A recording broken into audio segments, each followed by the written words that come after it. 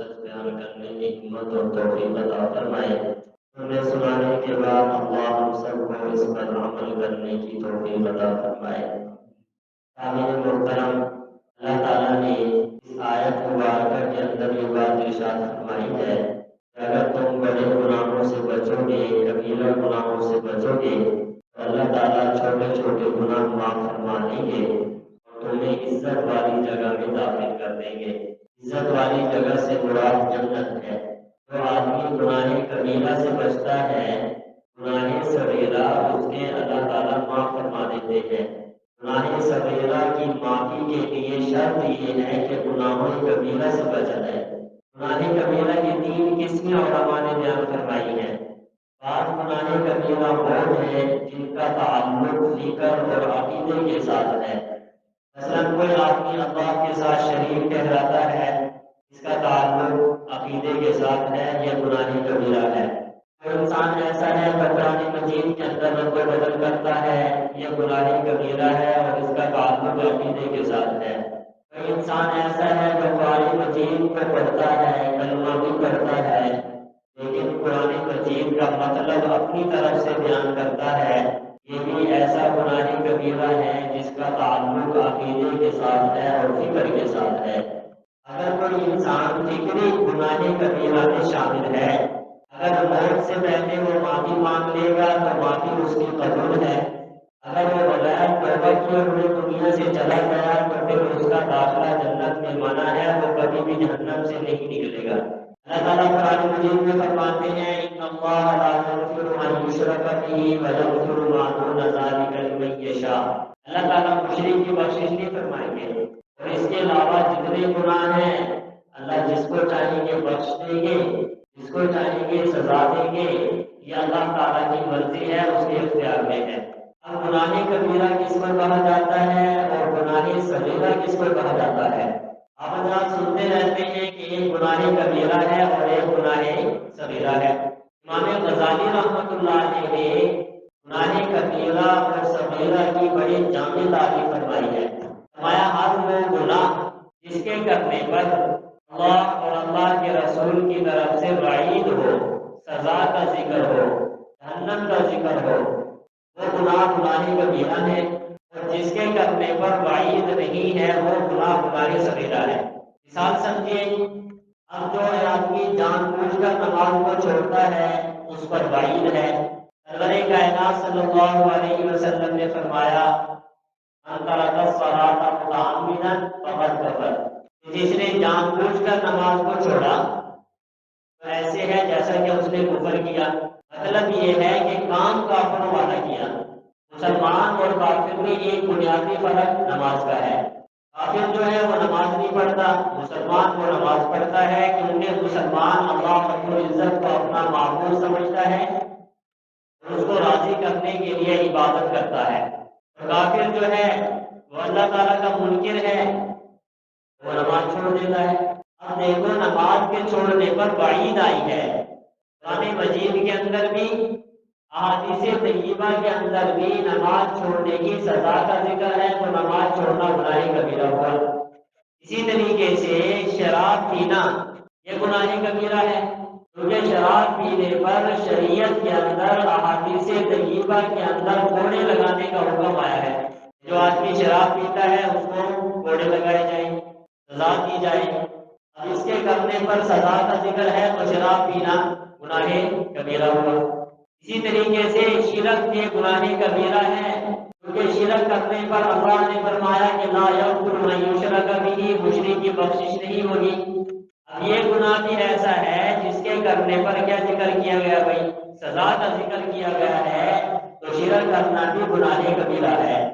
اسی طریقے سے اللہ رب العزت نے قرآن مجید میں فرمایا الذین یرمون المحصنات، جو لوگ پاک دامن عورتوں کے اوپر الزام لگاتے ہیں، پاک دامن عورتیں ہیں، کوئی عیب اور برائی ان کے اندر موجود نہیں ہے، اور کوئی دوسرا آدمی اس پہ تہمت لگا دیتا ہے، چاہے مرد پہ تہمت لگائی جائے چاہے عورت پہ تہمت لگائی جائے، وہ پاک دامن، اس پر اللہ کی لعنت کا ذکر کیا گیا ہے کہ ان پر کیا ہے؟ اللہ کی لعنت ہے۔ اب جو پاک دامن عورت کے اوپر الزام لگاتا ہے، تہمت لگاتا ہے، تو یہ گناہ بھی کیا ہے؟ گناہ کبیرہ۔ اسی طریقے سے نبی کریم صلی اللہ علیہ وسلم نے ارشاد فرمایا اور قرآن مجید کے اندر بھی اس بات کو ذکر کیا گیا کہ جو آدمی کسی کو جان بوجھ کر بغیر وجہ کے قتل کرتا ہے، قتل کے بدلے میں قتل ہے، قصاص ہے۔ اب قتل ناحق، اس کی سزا کا ذکر قرآن مجید کے اندر بھی ہے اور احادیث طیبہ کے اندر بھی ہے، تو کسی دوسرے کو قتل کرنا یہ گناہ کبیرہ ہے۔ اسی طریقے سے قرآن مجید کے اندر زنا کا ذکر آیا ہے، جو آدمی بدکاری کرتا ہے اس کی سزا کا ذکر ہے احادیث طیبہ کے اندر۔ اگر شادی شدہ آدمی بدکاری کرتا ہے تو اس کو سنسار کیا جائے۔ سنسار کا مطلب یہ ہے کہ اس کو انسان پتھر مار مار کے مارتے، گولی لگانا نہیں، تڑپا تڑپا کے اس کو مارنا ہے، کیونکہ یہ ایسا گناہ ہے جس کی وجہ سے معاشرے میں نفرت بھی بڑھتی ہے، بے حیائی بھی بڑھتی ہے، انسانوں کا نسل بھی غلط ملت ہوتا ہے، پتہ ہی نہیں چلتا یہ کس کا بیٹا ہے، یہ اولاد کس کی ہے۔ معاشرے میں نفرت پیدا ہو جاتی ہے، بے حیائی پیدا ہو جاتی ہے، قدر و غارت پیدا ہو جاتی ہے۔ اب اس گناہ کا سزا کا ذکر احادیث طیبہ میں ہے کہ اگر شادی شدہ گناہ کرے، زنا کرے، بے حیائی کرے تو اس کو سنسار کرنا ہے، اور اگر بغیر شادی شدہ کرے تو اس کو کوڑے لگانے ہیں، تو کوڑے۔ تو ہر وہ گناہ جس کی سزا کا ذکر قرآن و حدیث کے اندر موجود ہے اس گناہ کو گناہ کبیرہ کہا جاتا ہے۔ جیسا کہ قرآن مجید میں آتا ہے لعنت اللہ علی الکاذبین، جو آدمی جھوٹ بولتے ہیں ان پر اللہ کی لعنت ہو۔ اب دیکھو سزا وعید ہے، اللہ ان لوگوں کو اپنی رحمت سے دور کر دیتے ہیں۔ اسی طریقے سے غیبت کرنا، غیبت کا مطلب یہ ہے کہ کسی انسان کے اندر عیب پایا جائے، اس کے عیب کو اس کے سامنے ذکر نہ کیا جائے، دوسروں کے سامنے ذکر کر دیا جائے۔ ایک آدمی ہے اس کے اندر غلطی پائی گئی، گناہ ہے، کوئی کمزوری ہے، اب وہ کمزوری اس کے سامنے ذکر نہ کی جائے بلکہ اس کی کمزوری کو دوسروں کے سامنے ذکر کر دینا، یہ کیا ہے؟ غیبت ہے۔ فرمایا جو غیبت، اس کے بارے میں قرآن مجید میں آتا ہے جو آدمی کسی مسلمان بھائی کی غیبت کرتا ہے ایسا ہے جیسا کہ اس نے اپنے مردہ بھائی کا گوشت کھا لیا۔ یہ حدیث پاک کے اندر ایک واقعہ بھی آتا ہے، رمضان المبارک کے مہینہ میں دو عورتوں نے روزہ رکھا، اور ایک عورت ایسی ہے جو چلا رہی ہے، رو رہی ہے، آپ صلی اللہ علیہ وسلم کو کہتی ہے کہ مجھے بہت زیادہ روزہ لگ رہا ہے۔ نبی کریم صلی اللہ علیہ وسلم نے پیالہ منگوایا اور فرمایا اس میں قے کرو، الٹی کرو۔ جب اس نے الٹی کی تو اس میں گوشت کے ذرات اور خون تھے۔ نبی کریم صلی اللہ علیہ وسلم نے فرمایا کہ تم نے گوشت کھایا ہے۔ عورت کہنے لگی کہ میں نے تو گوشت نہیں کھایا، میرا تو روزہ ہے۔ نبی کریم صلی اللہ علیہ وسلم نے فرمایا تو نے کسی کی غیبت کی ہے۔ جو آدمی کسی کی غیبت کرتا ہے تو ایسے ہے جیسا کہ اس نے موٹا بھائی کا گوشت کھا لیا اور وہ گوشت نکلا بھی ہے۔ اسی طریقے سے کسی کی چغلی کرنا یہ گناہ کبیرہ میں شامل ہے۔ نبی کریم صلی اللہ علیہ وسلم نے فرمایا لا يدخل الجنۃ قطات، جو آدمی قطات ہے وہ جنت میں داخل نہیں ہوگا۔ قطات کا مطلب یہ ہے کہ ایک کی بات سن کر دوسرے کو بتانا اور دوسرے کی سن کر پہلے کو بتا دینا، بات اگرچہ سچی ہی ہو لیکن ایک دوسرے کو لگانا اس وجہ سے کہ آپس میں لڑائی جھگڑا ہو جائے، تو اس کو کہا جاتا ہے چغل خور اور قطات۔ انہوں نے فرمایا وہ جنت میں داخل نہیں ہوگا۔ اب میں عرض یہ کر رہا تھا کہ امام غزالی رحمۃ اللہ علیہ نے ارشاد فرمایا کہ ہر وہ گناہ جس گناہ کے کرنے پر سزا کا ذکر ہے، یہ گناہ کرو گے تو سزا ملے گی، اس گناہ کو گناہ کبیرہ کہا جاتا ہے، اور جس گناہ کے کرنے پر سزا کا ذکر نہیں ہے وہ گناہ گناہ صغیرہ ہے۔ اللہ تعالیٰ اس آیت مبارکہ کے اندر ارشاد فرماتے ہیں ان تجتنبوا کبائر ما تنہون عنہ نکفر عنکم سیئاتکم، اگر تم کبیرہ گناہوں سے بچ جاؤ تو ہم تمہارے چھوٹے چھوٹے گناہ معاف کر دیں گے۔ جو آدمی کبیرہ گناہوں سے بچ جاتا ہے چھوٹی چھوٹی غلطیاں اللہ تعالیٰ ان کی معاف کر دیتے ہیں، بلکہ ایک جگہ ارشاد فرمایا ان الحسنات یذھبن السیئات، جو نیکیاں ہیں یہ انسان کی برائیوں کو مٹا دیتی ہے۔ سرور کائنات صلی اللہ علیہ وسلم نے ایک صحابی کو نصیحت کرتے ہوئے یہ بات ارشاد فرمائی کہ اگر تجھ سے گناہ ہو جائے تو فوراً نیکی کا کام کر لیا کر۔ ارشاد فرمایا کہ اگر تم سے کوئی گناہ ہو جائے تو گناہ کے بعد نیکی کا کام کر لیا کر، فائدہ کیا ہوگا کہ تیرے نام اعمال سے اس گناہ کو ختم کر دیا جائے گا نیکی کی برکت سے۔ ہمارے یہاں یہ صورت حال ہے کہ ہم گناہ پہ گناہ کرتے چلے جاتے ہیں لیکن نیکی کی طرف رغبت نہیں ہوتی۔ جب انسان بالکل غافل ہو جاتا ہے پھر اللہ کی طرف سے پکڑ آتی ہے، ان بطش ربک لشدید، میرے رب کی جو پکڑ ہے وہ بڑی سخت ہے، پھر کوئی چھڑوا نہیں سکتا۔ ہمارے ہاں ذہن شیطان نے ہمیں ایک اور دھوکہ دیا ہوا ہے۔ دیکھا یہ ہے کہ ہم کہتے ہیں گناہ کر لو کوئی بات نہیں، معافی مانگ لیں گے۔ یہ شیطان کی بڑائی ہو پڑتی ہے۔ شیطان کہتا ہے، ہمیں یہ بات وسوسہ ڈالتا ہے، گناہ کر لو معافی مانگ لیں گے، ابھی زندگی بڑی پڑی ہے۔ یہ شیطانی وسوسہ ہے۔ اگر توبہ کی توفیق ہی نہ ہوئی اور موقع ہی نہیں ملا تو پھر کیا کریں گے؟ اچانک موتیں آج کل ہو رہی ہیں، آپ دیکھتے ہیں کہ رات کو صحیح سالم آدمی سوتا ہے تو صبح کو میت بھی اس کی نظر آتی ہے۔ ہم روزانہ دیکھتے ہیں کہ صحیح سالم سفر کے لیے نکلا تو واپس گھر میں میت آتی ہے۔ اتنے حالات و واقعات آپ کے سامنے ہیں۔ ہمارے استاد محترم رحمۃ اللہ علیہ فرماتے ہیں ایک مثال کے ذریعے کہ کوئی آدمی بھی ایسا نہیں ہے کہ وہ زہر کو کھا لے اس امید پر ڈاکٹر مجھے دوائی دے گا میں ٹھیک ہو جاؤں گا۔ سمجھدار آدمی ایسا نہیں ہے۔ زہر کھا لے اور کہیں کہ میں ڈاکٹر کے پاس جاؤں گا مجھے دوائی مل جائے گی اور میں ٹھیک ہو جاؤں گا، ایسے ہے کوئی بھی نہیں کھاتا۔ تو حضرت فرمایا کرتے تھے کہ گناہ کے کام انسان کو چھوڑ دینا چاہیے۔ یہ وسوسے جو شیطان ہمارے دلوں میں ڈالتا ہے کہ گناہ کر لو، شام کو معافی مانگ لیں گے، کل کو جا کر اللہ تعالیٰ سے معافی مانگ لیں گے، توبہ کر لیں گے، اگر توبہ کا موقع ہی نہ ملا تو پھر کیا کریں گے؟ نبی کریم صلی اللہ علیہ وسلم نے جہاں پر ہمیں اور دعائیں سکھائی ہیں ان دعاؤں میں سے ایک دعا یہ بھی ہے کہ انسان کو چاہیے وہ اچانک موت سے پناہ مانگے، اللہ تعالیٰ سے معافی مانگے، پناہ مانگے کہ اللہ ہماری اچانک موت نہ آئے۔ نبی کریم صلی اللہ علیہ وسلم نے امت کو تعلیم دی ہے اور اس بات کو کہا ہے کہ اللہ سے معافی مانگنی چاہیے اچانک موت کی۔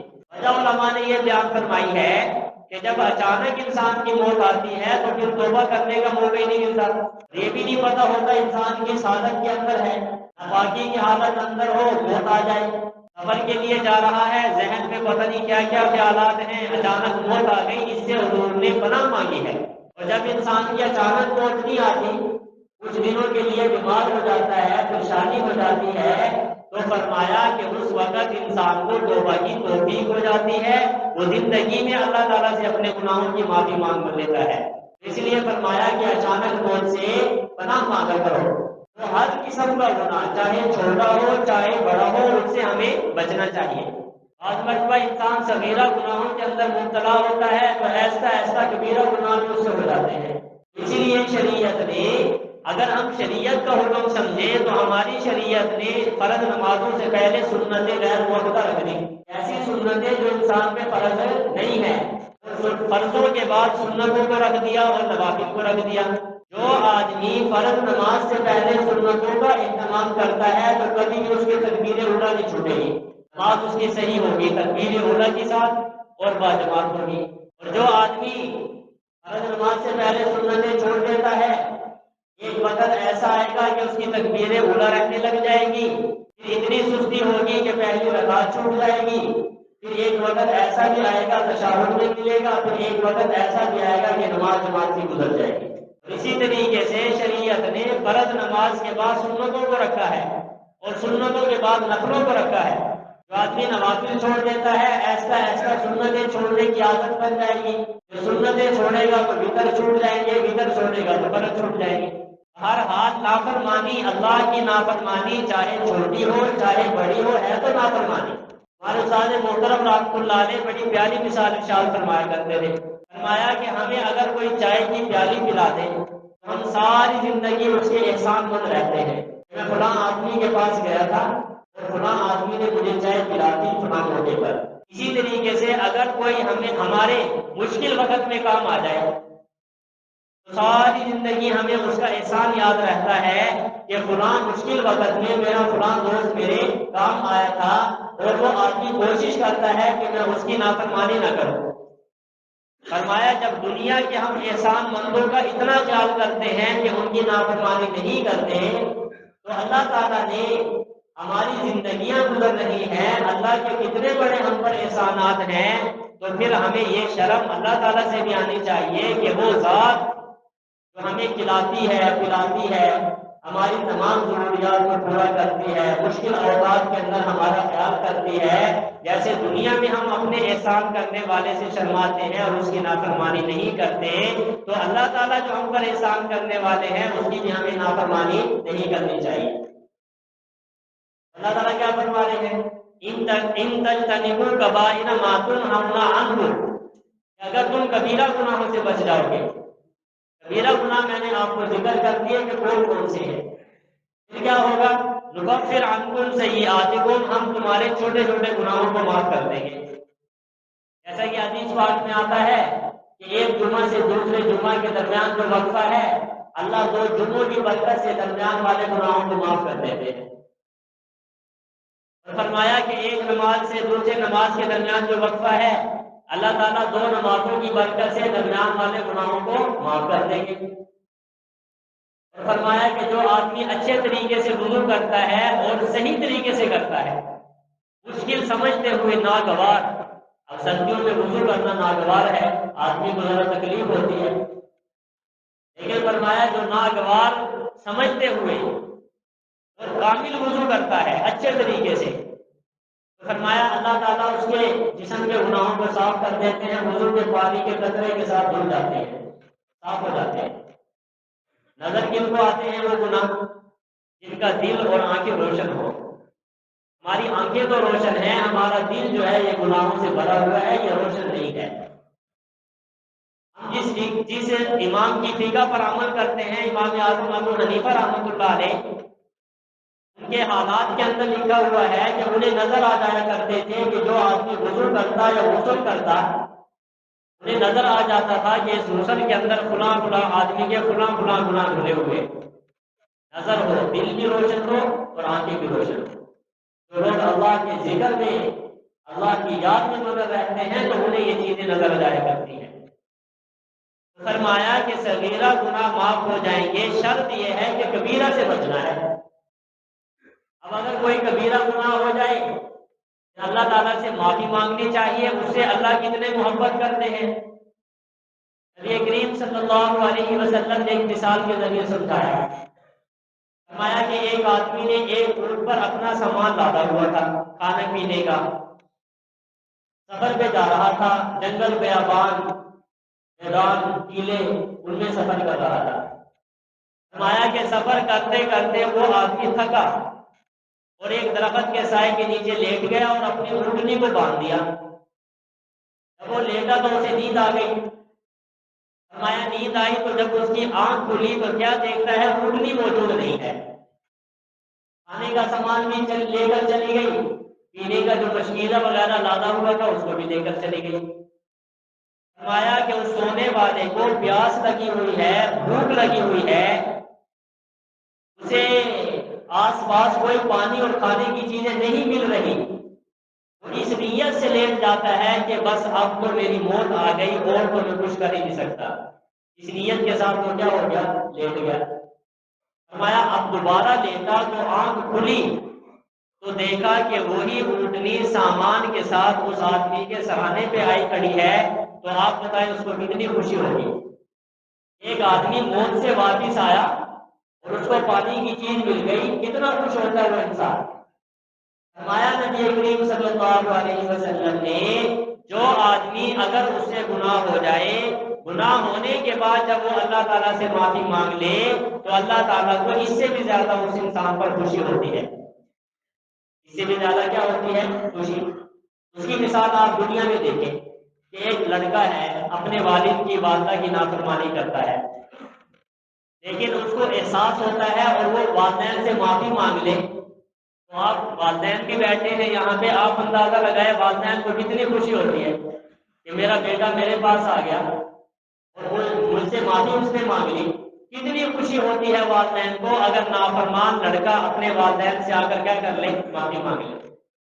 اللہ تعالیٰ تو 70 ماؤں سے زیادہ پیار کرنے والے ہیں، جب مجھ سے کوئی معافی مانگتا ہے کہ یا اللہ مجھ سے غلطی ہو گئی، میں کمزور انسان ہوں، یا اللہ تو میری غلطی کو معاف کر دے، فرمایا جب انسان اللہ سے معافی مانگتا ہے تو پھر اللہ رب العزت اس سے بہت زیادہ خوش ہوتے ہیں، اسے بہت زیادہ۔ اور حدیث پاک میں آتا ہے کہ گناہوں سے معافی مانگنے والا ایسے ہے جیسے کہ اس کی ماں نے اسے ابھی جانا۔ کیا مطلب؟ کہ جیسے انسان پیدا ہوتا ہے اس کے ذمے کوئی گناہ نہیں ہوتا، گناہوں سے معافی مانگنے والے کے ذمے سے سارے گناہ اللہ تعالیٰ معاف کر دیتے ہیں۔ تو شرط یہ ہے کہ گناہ کبیرہ سے بچنا ہے۔ اگر گناہ کبیرہ ہو جائے پھر اس کی تلافی بھی ضروری ہے۔ بعض گناہ کبیرہ ایسے ہیں جو توبہ سے بھی معاف نہیں ہوتے۔ تو کون سے ہیں؟ نمبر 1، اگر انسان کے ذمے نماز موجود ہے، قضا نمازیں نہیں پڑھی، جتنی انسان معافی مانگتے رہے وہ گناہ معاف نہیں ہوگا جب تک یہ نماز کی قضا نہیں کرے گا۔ نماز کو قضا کرنا ضروری ہے۔ اگر کسی انسان کے ذمے زکوٰۃ فرض تھی اور اس نے زکوٰۃ کو ادا نہیں کیا، جتنی مرضی معافی مانگتا رہے قبول نہیں ہوگی جب تک کہ زکوٰۃ کو ادا نہیں کرے گا۔ کسی انسان کے ذمے حج فرض تھا اور اس نے حج نہیں کیا، جتنی بھی اللہ تعالیٰ سے معافی مانگتے رہے تو اس وقت تک معافی قبول نہیں ہوگی جب تک کہ وہ حج کو ادا نہیں کرے گا۔ اسی طریقے سے اگر کسی انسان نے کسی دوسرے کو تکلیف پہنچائی، کسی کی زمین پر ناجائز قبضہ کیا، کسی کو گالی دی، کسی کی غیبت کی، کسی کو ستایا بغیر وجہ کے، جب تک کہ وہ آدمی معاف نہیں کرے گا اس وقت تک اللہ تعالیٰ بھی معاف نہیں فرمائیں گے۔ ہمیں اپنی زندگیوں پر جائزہ لینا چاہیے، جانے زندگی کب ختم ہو جائے گی۔ میرے ذہن میں بھی یہ بات ہے، آپ کے ذہن میں بھی یہ بات ہے، ہم سب کے ذہن میں یہ بات ہے کہ ابھی کوئی موقع ہے، کوئی بات نہیں، معافی مانگ لیں گے، ایسی بات نہیں ہے۔ اچانک موتیں آپ کے سامنے ہو رہی ہیں، کیوں نہ انسان اپنی زندگی میں اپنا قرض اتار کے جائے؟ کیوں نہ انسان کو چاہیے کہ وہ اپنی قبر کو ہلکی کر کے جائے؟ انسان نے کسی سے قرض لیا اور واپس نہیں کیا، یہ بھی معافی نہیں ہے جب تک یہ قرض واپس نہیں کرو گے۔ ہمارے ہاں یہ صورتحال کیا ہے بھائی؟ قرض لیتے ہیں اور قرض دینے والے کو مزید تکلیف پہنچاتے ہیں۔ عرض یہ کر رہا تھا کہ اللہ تعالیٰ نے قرآن مجید میں فرمایا کہ جو آدمی کبیرہ گناہوں سے بچ جاتا ہے اللہ تعالیٰ صغیرہ گناہ معاف فرما دیتے ہیں۔ اللہ تعالیٰ صغیرہ گناہ معاف فرما دیتے ہیں۔ اب کبیرہ گناہ کون کون سے ہیں؟ ہر وہ گناہ جس کے کرنے پر اللہ اور اللہ کے رسول نے سزا کا ذکر فرمایا، نماز ہے، روزہ ہے، اس کے چھوڑنے پر سزا ہے، جھوٹ بولنا ہے، غیبت کرنا ہے، ناجائز کسی کو تکلیف دینا ہے، یہ ساری چیزیں ایسی ہیں جو گناہ کبیرہ میں شامل ہیں۔ جب انسان گناہ کبیرہ سے بچتا ہے تو اللہ صغیرہ گناہ معاف کر دیں گے۔ صرف یہی انعام نہیں، آگے ارشاد فرمایا وَأُدْخِلْكُمْ مُدْخَلًا کریما، اللہ اس کو عزت والی جگہ میں بھیج دیں گے۔ اللہ تعالیٰ اس کو عزت والی جگہ میں، عزت والی جگہ کون سی ہے بھائی؟ جنت کی۔ اللہ اس کو عزت والی، دنیا میں تو عزت ہو یا نہ ہو لیکن آخرت کی عزت سب سے بڑی چیز ہے۔ سرور کائنات صلی اللہ علیہ وسلم نے ایک صحابی کو نصیحت فرمائی، کیا فرمایا؟ کہ قرآن مجید کی تلاوت کیا کر اور اللہ کا ذکر کیا کر۔ دو فائدے بیان فرمائے، جو قرآن مجید کی تلاوت کرتا ہے اور اللہ کا ذکر کرتا ہے، دو فائدے حدیث پاک میں۔ نمبر 1، تیرا ذکر جو ہے اللہ آسمانوں میں کریں گے، عزت والی جگہ، فرشتوں کے سامنے اللہ اس کو کیا کرتے ہیں بھائی؟ تذکرہ۔ اور دوسرا فائدہ کیا ہوگا؟ دنیا میں رہتے ہوئے اللہ رب العزت اس کی مدد فرمائیں گے، اسے نور عطا فرمائیں گے، اسے نور سمجھ آ جائے گی، معاملات کو حل کرنے کی سمجھ اللہ تعالیٰ عطا کر دیں گے۔ تو دوستو ہماری زندگی مختصر ہے، یہ شیطان نے ہمیں دھوکہ دیا ہوا ہے کہ ابھی ہم طاقتور ہیں، ابھی ہم صحت مند ہیں، ابھی ہمارے پاس اتنے اسباب ہیں، کچھ بھی نہیں ہے، کوئی پتہ نہیں کس وقت دنیا سے چلا جانا ہے۔ اگر گناہ کبیرہ ہوئے تو آج ہی اللہ سے معافی مانگنے کا ارادہ کریں، رو رو کے گڑ گڑا کے دعا کریں کہ یا اللہ ہم گناہ نہیں کریں گے، جن کے حق ہے ان کے حقوق کو ابھی ادا کر کے چلے جائیں، پیچھے وہ رسانے ادا نہیں کرنا، خود اپنے ہاتھ سے معاملات کو صاف کر کے جائیں، کہ چھوٹے گناہ جو ہے وہ اللہ تعالیٰ انسان کے معاف کر دیں گے۔ دعا ہے کہ اللہ تعالیٰ جو کچھ بیان کیا اس کو منظور و مقبول فرمائے۔ وآخر دعوانا الحمدللہ رب العالمین۔